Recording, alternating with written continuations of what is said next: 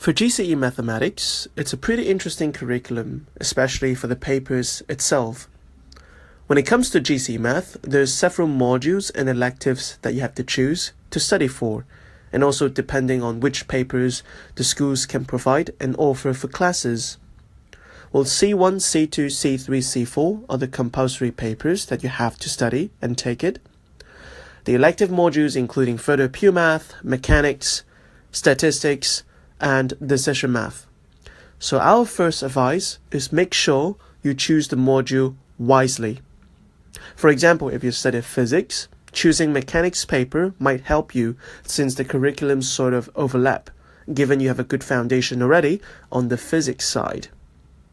Well, if you are good at probabilities calculations, then definitely statistics might help you to excel and get the good grades as you can and you want. So that's why, remember, choose your module wisely.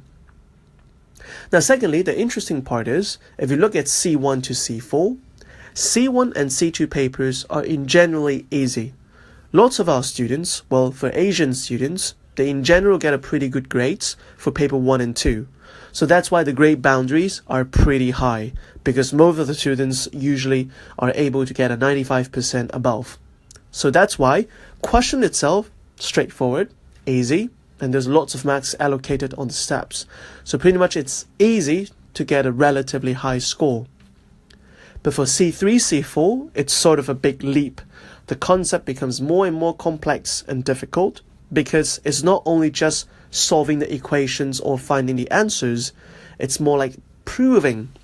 How does this equation work? How is this equation being derived? How does it come? What kind of statements or arguments can support this equation that is valid or that is working? So this is more like what they want from you as you move on to advanced mathematics. So that's why choose wisely and study wisely on especially C3, C4 or further pure math modules, because the level of difficulties might be higher than what you would expect for. People say that the further pure math section could be even harder than the IB HL mathematics. Well, it depends, we would say. So that's why. Well, our third advice, mathematics, everyone just say drilling and drilling, practice makes perfect. Well, that is true, right? That is not arguable.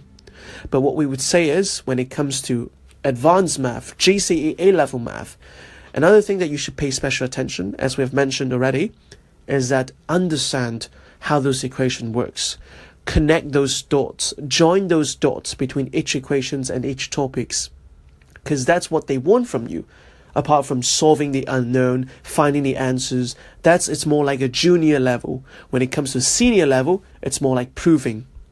So make sure before you work on those past papers, understand those equations, understand those formulas. That is the criteria or prerequisite before you start doing paper practices and drillings. Schedule a trial, and definitely we would love to share with you more on how to prepare for your upcoming GCE mathematics, especially some shortcuts, some little tricks on solving particular questions from particular topics, some tricks on the calculators that, of course, that is allowed by the examination board that can help you to get the answer quicker, to save you more time on solving more complex equations. So let us know, and we are looking forward to seeing you and to help you to excel your GCE mathematics. Good luck!